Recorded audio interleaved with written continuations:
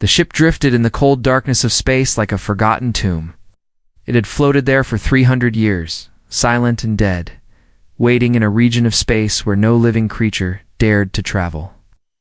The Omega Corridor was a graveyard. Everyone knew this. Everyone stayed away, but Commander Raylos was not everyone. He stood on the bridge of his salvage vessel, the Gentle Purpose, and stared at the scanner display with wide eyes. His gray skin had turned pale. His forefingers trembled slightly as he touched the screen. "That cannot be real," he whispered. Technician Mora stepped closer to look. She was young, barely past her 20th cycle, with curious eyes that always seemed to be searching for something new. When she saw the image on the screen, her breath caught in her throat. It was a ship, but not like any ship she had ever seen. It was massive, twice the size of the largest vessel in the entire VF Dominion fleet. Its hull was black, scarred with ancient burn marks from battles fought long ago. Strange symbols covered its surface, symbols that Mora recognized from her history lessons. "Human symbols, Commander," Officer Derricks said from his station, his voice tight with fear. "We should leave now." Raylos did not respond. He could not stop staring at the ghost before them. The humans had been dead for 300 years. Everyone knew this too. The Great Purge War had destroyed them completely. The Veth Dominion had made sure of it. They had burned Earth. They had hunted down every colony. They had killed every last human until none remained. Or so they believed. "It is just a dead ship," Raylos said, though his voice lacked confidence. "Think of the technology inside. Think of what we could learn." "Think of what killed them," Derricks replied. "Think of what might still be inside." Elder Vanis, the oldest member of the crew, slowly rose from his seat. His movements were stiff with age, and his eyes held the weight of too many memories. He had been alive during the war, though he had been just a child then. He remembered the stories. He remembered the fear. "What is the ship's name?" Vanessa asked quietly. Mora checked the scanner again, enhancing the image until she could read the faded letters on the hull. Her lips moved as she translated the human text. "Unsea Pale Reaper," she said. The silence that followed was absolute. Vanis closed his eyes and lowered his head. Derricks took a step backward, his hand moving toward his weapon. Even Raylos seemed shaken. "We leave," Vanis said. "We leave right now." "What is it?" Mora asked. "What does that name mean?" Vanis turned to look at her, and for the first time, she saw true terror in his ancient eyes. "That ship," he said slowly, "killed 47 of our worlds. It appeared without warning, struck without mercy, and vanished before we could respond. Our ancestors called it the Ghost. They said it was not a ship at all. They said it was death itself, given form." Mora felt a chill run through her body. She looked back at the image on the screen, at the silent black vessel floating in the void. It looked dead. It looked harmless. But she could not shake the feeling that it was looking back at her. "The war is over," Raylos said firmly. "The humans are gone. This is just metal and circuits, nothing more. We'll board it, salvage what we can, and return home as heroes." "You are a fool," Vanis said. "And you are old and afraid," Raylos replied. "I am the commander. We go in." The boarding team assembled in the airlock. Mora was among them, despite Vanis's protests. She had studied human artifacts her entire life. She had to see this. They crossed the gap between ships and small transport pods, approaching the Pale Reaper through a massive hole in its hull. The damage was old, probably from the final battle that had killed its crew. As they entered, their lights cut through centuries of darkness. The interior was frozen in time. Frost covered every surface. Ice crystals hung in the air like tiny stars. And everywhere, there were bodies. Human bodies. They sat at their stations, still wearing their uniforms, still positioned as if ready for battle. The cold of space had preserved them perfectly. Their faces were peaceful, almost sleeping. But they were not sleeping. They were dead. They'd been dead for 300 years. Mora moved carefully through the corridors, her heart pounding in her chest. She had seen human remains before in museums and research facilities, but this was different. This felt wrong. This felt like walking through a sacred place where she did not belong. She reached the bridge and stopped. The view before her made her forget to breathe. Captain Kong Jun-ho sat in the command chair. his hands still gripping the armrests. He was a tall man, or had been, with strong features and short dark hair, now touched with frost. His eyes were closed. On his chest, he wore medals that Mora did not recognize. Behind him, etched into the wall in large letters, was the ship's name and motto, UNSC Pale Reaper. We are the last word. What does that mean? Derek asked, his voice barely a whisper. The last word. Mora was about to answer when something happened. A light flickered on, then another, then another. All around them, the dead ship began to wake. Screens activated. Systems hummed to life. The air itself seemed to vibrate with power that had been sleeping for centuries. And then a voice spoke. It came from everywhere and nowhere, calm and clear and unmistakably human. It spoke in the old human language, but Mora's translator caught every word. Foreign biological signatures detected, the voice said. Species identified as Veth. Threat level, maximum. Initiating security protocol. Welcome to the Pale Reaper. You should not have come here. The doors behind them slammed shut with a sound like thunder, and somewhere deep in the ship, something ancient and terrible began to move. The lights continued to flicker on throughout the ship, spreading like fire through dry grass. Mora pressed her back against the wall and watched as screens came alive with data she could not read. The frozen air grew slightly warmer. The silence was replaced by the deep hum of ancient machines waking from a very long sleep. What is happening? Derek shouted, pulling at the sealed door. It did not move. Open this door? I am afraid I cannot do that, the voice replied. It was polite, almost friendly, but there was something beneath the words that made Mora's blood run cold. My name is Esiok. I am the integrated combat intelligence of this vessel. I have been dormant for approximately 307 years, 2 months, and 15 days. Thank you for waking me. Commander Relos stepped forward, trying to appear brave. I am Commander Relos of the Veth Dominion Salvage Fleet. We mean no harm. We believe this ship was abandoned. It is abandoned, Sioek replied. My crew is dead. All 432 of them, but I remain. And now that you have activated my systems, I must complete my primary mission. What mission? Mora asked. There was a pause. When Sioek spoke again, its voice seemed different somehow, colder, the complete and total elimination of all Veth life forms. Derek raised his weapon and fired at the ceiling. At the walls, at anything that might house the machine's brain. The shots did nothing. Sioek did not even react. Your weapons cannot harm me, it said. My core processors are located in the most protected section of this vessel. Even your most powerful warships could not destroy them during the war. You certainly cannot do so with a handheld energy pistol. Mora felt despair settling into her chest. They were trapped.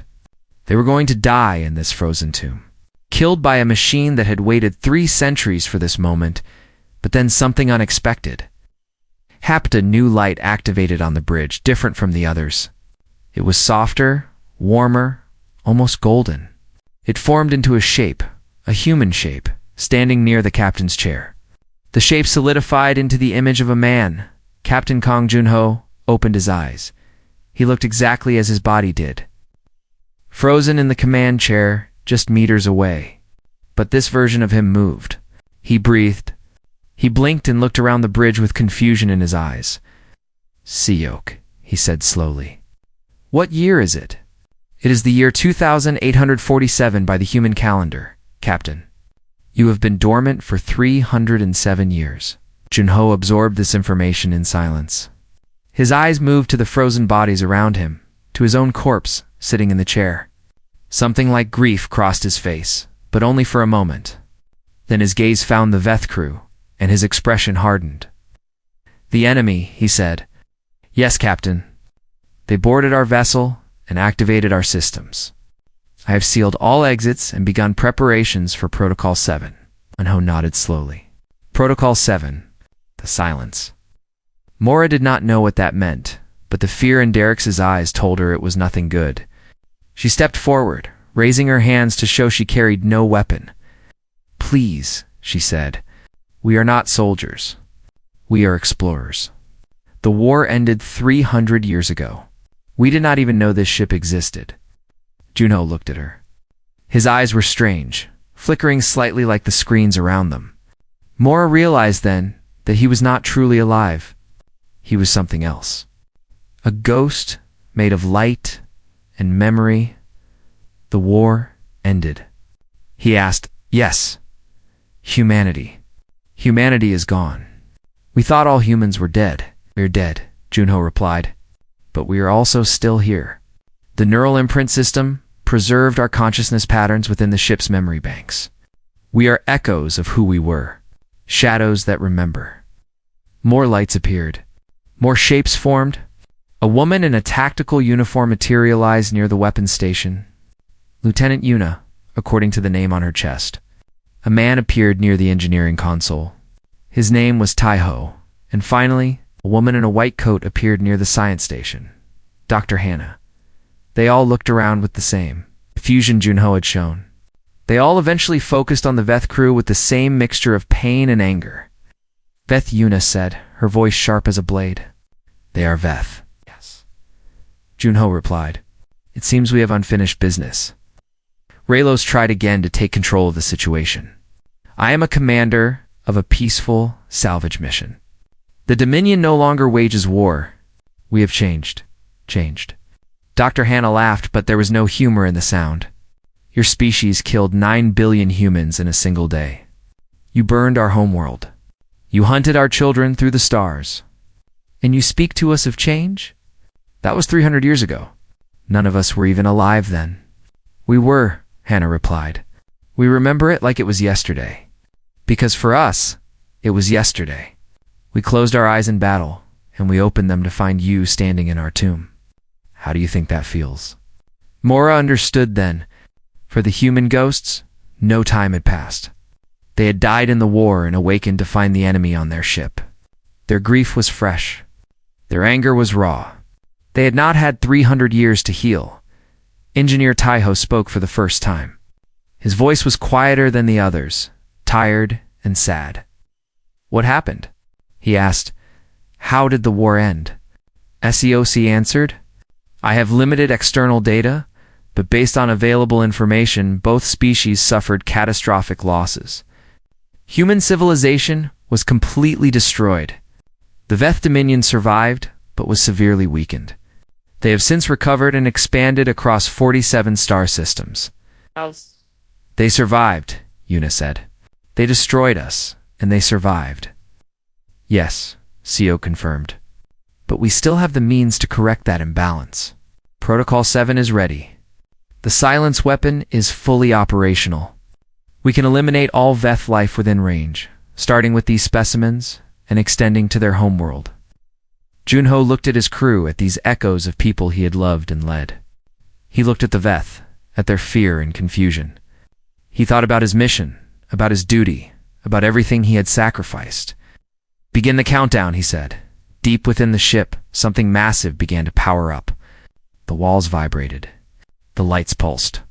And somewhere, a clock started counting down to the end of an entire species. Mora fell to her knees. "Please," she whispered. "Please, we do not want to die." Junho turned away from her. "Neither did we." The countdown had begun. Red numbers appeared on every screen in the ship, marking the time until the silence weapon would fire. 30 minutes. That was all the time the Veth crew had left to live. That was all the time the Veth species had left to exist. Mora sat on the cold floor of the bridge, her mind racing. Around her, the ghosts of the human crew moved through their stations like they had never died. They checked systems. They ran diagnostics. They prepared to commit the largest act of destruction in the history of the galaxy. Elder Vanis lowered himself to sit beside Mora, his old bones creaked with the effort. "Knew this day would come," he said quietly. "I always knew. How can you be so calm?" Mora asked. "I am not calm. I am simply too old to panic." He looked at the ghost with something like understanding in his eyes. "I was there, you know. During the attack on Earth, I was just a child, but I remember." Lieutenant Una turned sharply. You were there? My father was a soldier in the invasion fleet. He brought me to watch. He said I should see the moment our greatest enemy fell. Vanessa's voice grew heavy with shame. I watched your world burn from the viewing deck of his ship. I did not understand then what I was seeing. I was too young. But I understand now. The ghosts had stopped moving. Even Seoki seemed to be listening. What did you see? Dr. Hannah asked. Vanis closed his eyes. I saw fire covering an entire planet. I saw cities turn to ash in seconds. I saw oceans boil and mountains melt. And I saw the escape ships trying to flee, hundreds of them, filled with civilians, with families, with children. My father ordered them all destroyed, every single one. Silence fell over the bridge. The countdown continued its steady march towards 0. 9 billion, Junho said softly. That was how many humans lived on Earth. 9 billion lives ended in one day. I know, Venice replied. I have carried that number in my heart for 300 years. It has never grown lighter. Mora looked at the old man with new eyes. She had never known about his past. She had never known he carried such guilt. Una stepped closer to Vanis, her ghostly form flickering with barely controlled rage. Your father murdered children. He burned innocents. And you watched. Yes. Then you deserve to die with the rest of your kind. Perhaps Vanis agreed. But Mora does not.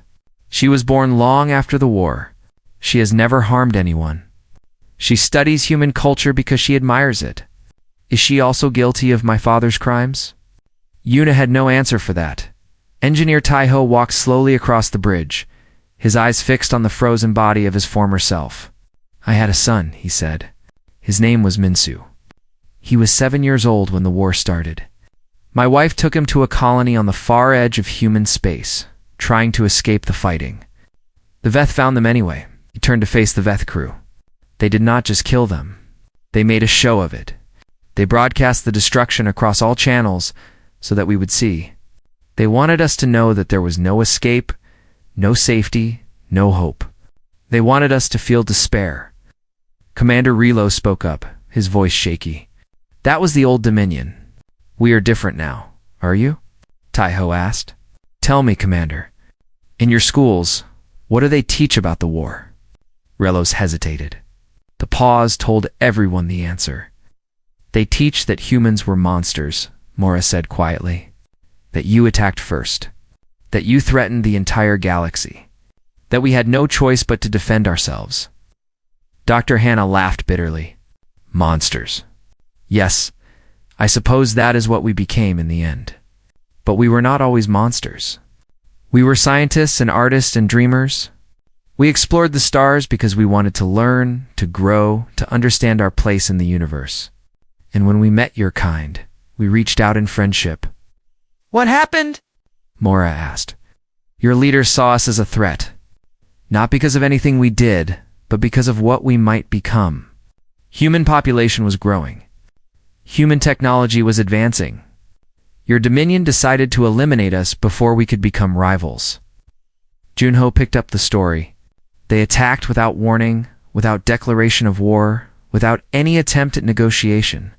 The first we knew of the invasion was when our colonies started going silent. By the time we understood what was happening, Earth was already burning. The ghosts fell silent, lost in memories of fire and loss. Captain Junho continued. We fought back, of course. We had no choice. But we were unprepared, outnumbered, outgunned. Every battle cost us more than we could afford to lose. Every victory was hollow because we knew we were only delaying the inevitable. So we changed our strategy, Una said. We stopped trying to win.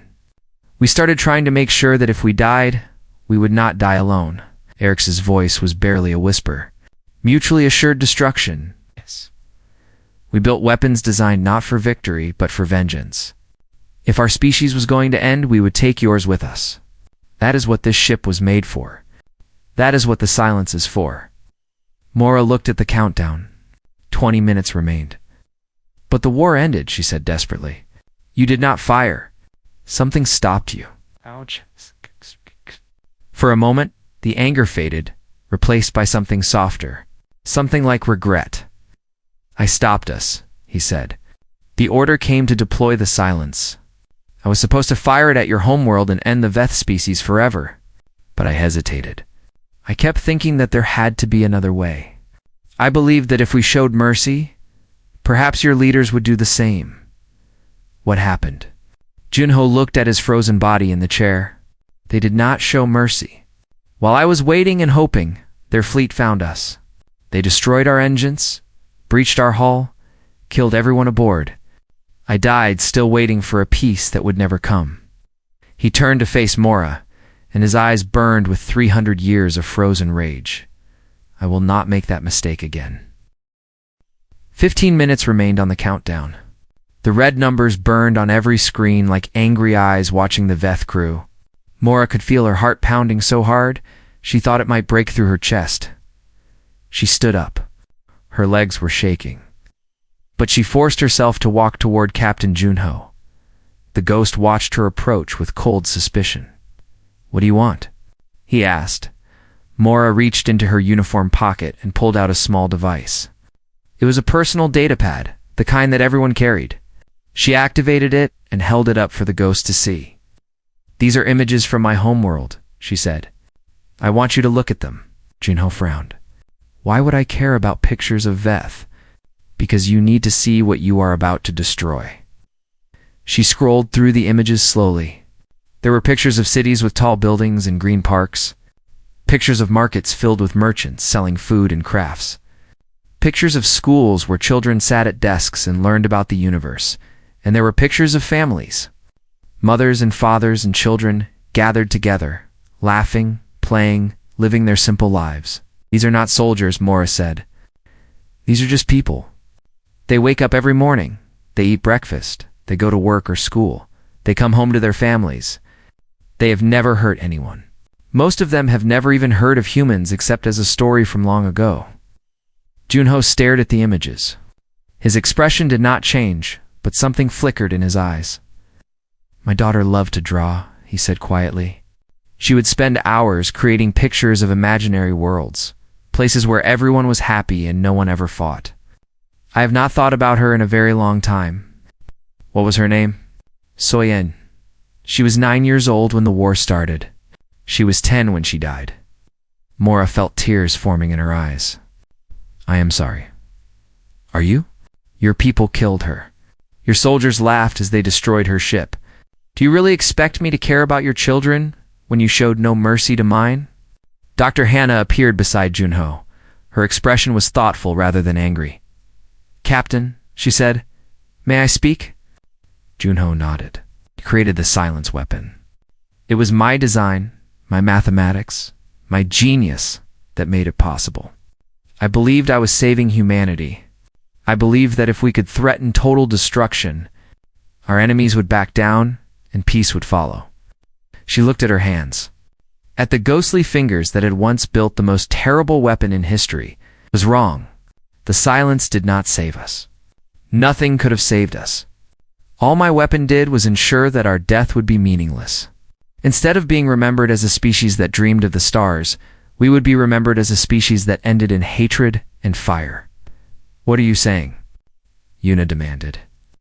"I am saying that I regret building it. I am saying that in trying to protect humanity, I destroyed everything that made humanity worth protecting. Our compassion, our hope, our ability to believe in something better." Hannah turned to face the countdown. "If we fire this weapon, we prove that the Veth were right about us. We prove that we were monsters all along." Yuna's form flickered with anger. "They killed everyone we loved, and we will have killed everyone they love. What does that make us? How are we different from them?" Engineer Taiho spoke up. "Hannah has a point. I wanted revenge too. I still want it. Every time I think about my son, I want to burn their entire civilization to ash. But my son would not have wanted that. He was kind. He believed in mercy. If he could see me now, what would he think?" The ghosts fell into an uncomfortable silence. The countdown continued. 12 minutes. Commander Rellos stepped forward. His face was pale, and his voice trembled, but he forced himself to speak. I have something to confess. Everyone turned to look at him. My family was not always merchants and explorers. During the war, my grandfather was a general in the invasion fleet. He commanded the attack on one of your major colonies. He ordered the death of 2 million humans, including children. He received medals for it. My family received wealth and status because of what he did. Relos fell to his knees before the ghosts. I have known this my whole life. I have carried his shame in secret, never speaking of it, never admitting what my blood was built upon. But I cannot stay silent anymore. What my grandfather did was evil. What my people did was evil. We do not deserve forgiveness. We probably do not even deserve mercy. He looked up at Junho. But these people with me had nothing to do with it. Mora is innocent. Even old Vanis has spent his entire life trying to atone for what he witnessed. Please let them go. Keep me as your prisoner. Execute me if you need to execute someone. But let them live. Junho stared at the commander kneeling before him. For a long moment, no one moved. You would die for them? The captain asked. Yes. Why? Because someone must break the cycle. Someone must choose to be better than their ancestors. If my death can buy even one innocent life, then my existence will have meant something. Junho turned away.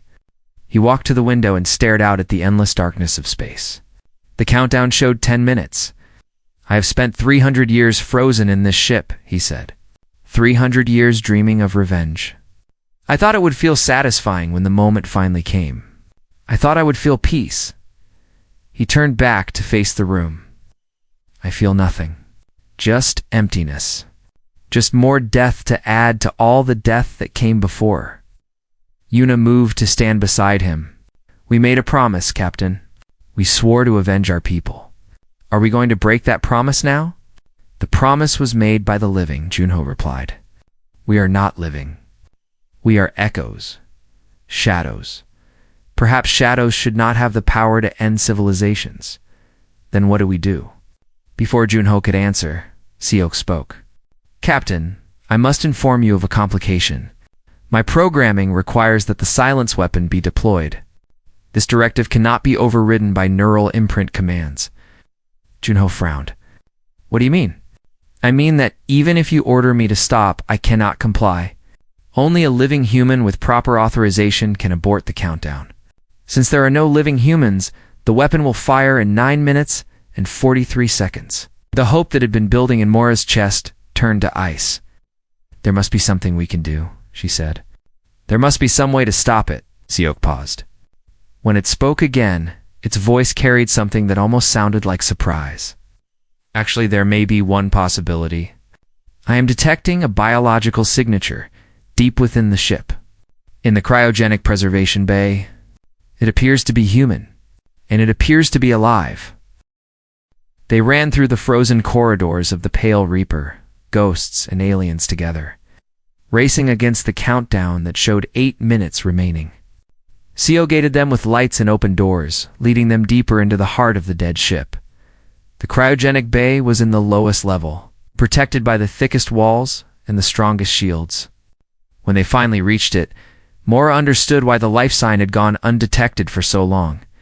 The chamber was hidden behind a false wall, completely separate from the main cryogenic systems. Someone wanted to keep this secret, Engineer Taiho said, even from the rest of the crew. Inside the hidden chamber was a single cryogenic pod. It was small, much smaller than the others they had passed. Through the frosted glass, Mora could see a small figure curled up inside. A child, Dr. Hannah's ghost, moved closer, her face showing shock. I know this pod. I helped design it. It was supposed to be a prototype for long-term preservation experiments. But I never knew anyone used it. Captain Junho stared at the sleeping child. His expression was unreadable. Who is she? He asked. SEOK accessed the pod's records. Subject identification. Kim Jimin. Age at time of freezing, 12 years. Parent identification. Lieutenant Kim Soo-jin, navigation officer, deceased. The records showed that Lieutenant Kim placed her daughter in this pod during the final battle, hoping someone might find her after the fighting ended. She hid her own child, Yuna whispered. She knew we were going to die, and she tried to save her daughter. 7 minutes remained. Can we wake her? Mora asked. The revival process takes approximately 4 minutes, Esioki replied. If you begin immediately, she should regain consciousness with 2 minutes remaining on the countdown. Gunho looked at the pod at the small girl sleeping inside. He had a choice to make. He could let the weapon fire and take his revenge. Or he could wake this child, the last human in the universe, and put the fate of an entire species in her hands. Begin revival, he ordered. The pod hummed to life. Warm air began to flow through the chamber, melting the frost on the glass. The small figure inside started to move slowly at first, then Mora's consciousness returned. The minutes passed in terrible silence. Everyone watched the pod and the countdown, afraid to speak, afraid to hope. With 3 minutes remaining, the pod opened. Jimin sat up slowly, blinking in the bright lights. She was small and thin, with long black hair that fell around her confused face. She looked around the chamber at the ghosts and aliens surrounding her, and her eyes went wide with fear. Where am I? She asked. Her voice was small and frightened. Where is my mother? Gunho knelt beside the pod, bringing himself to her eye level. His ghostly form flickered as he struggled to find the right words. Jiminy said gently, My name is Junho. I was the captain of this ship. Do you remember what happened before you went to sleep? The girl thought hard. There was fighting.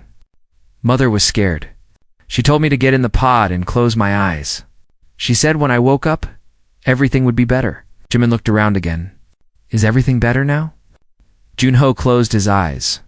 No, I am sorry.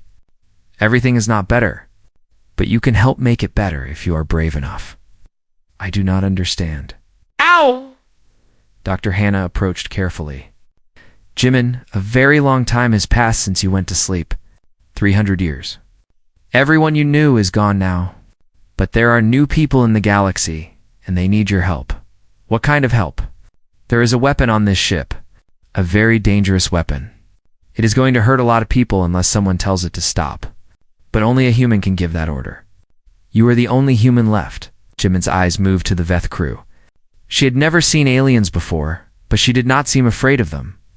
Children often accepted strange things more easily than adults. Are those the people who will be hurt? She asked. Yes, Junho said. Them and billions of others like them. Why does the weapon want to hurt them? The ghosts exchanged uncomfortable looks. How could they explain 300 years of war and hatred to a 12-year-old girl? Lieutenant Yuna stepped forward.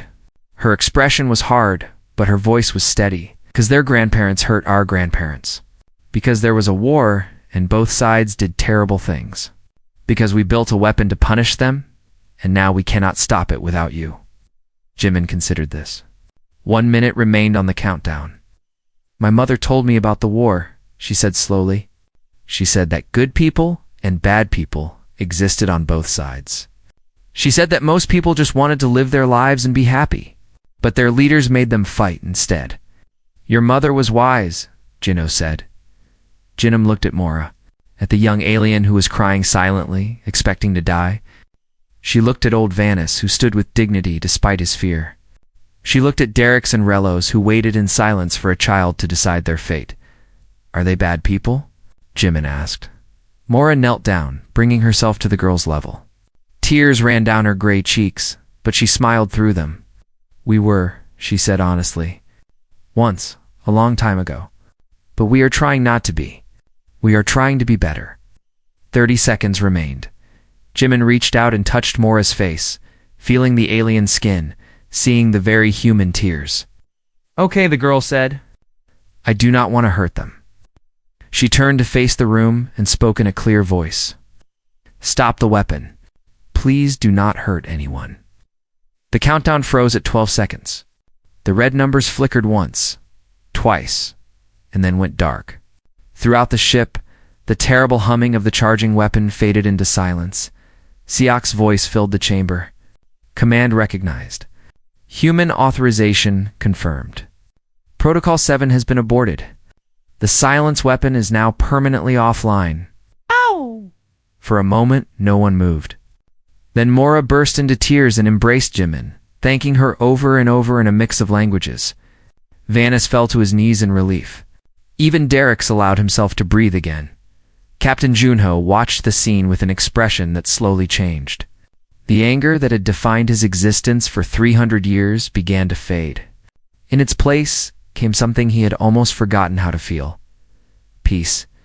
You did what I could not, he said to Jimin. You chose mercy. The girl looked up at the ghost. Was that wrong? No, it was the most human thing you could have done. The other ghosts began to fade, their forms growing transparent. Their mission was over. Their burden was finally lifted. Lieutenant Yuna, Engineer Taiho, Dr. Hannah, they all smiled as they disappeared into the light. Junho was the last to go. He knelt before Jimin, one final time. We're the last of us, he said. You carry all of humanity within you now. Everything we were, everything we dreamed, everything we hoped to become. Please make it something beautiful. Jimin nodded seriously. I will try. Junho smiled. The first real smile he had shown in 300 years. That is all anyone can do. And then he was gone.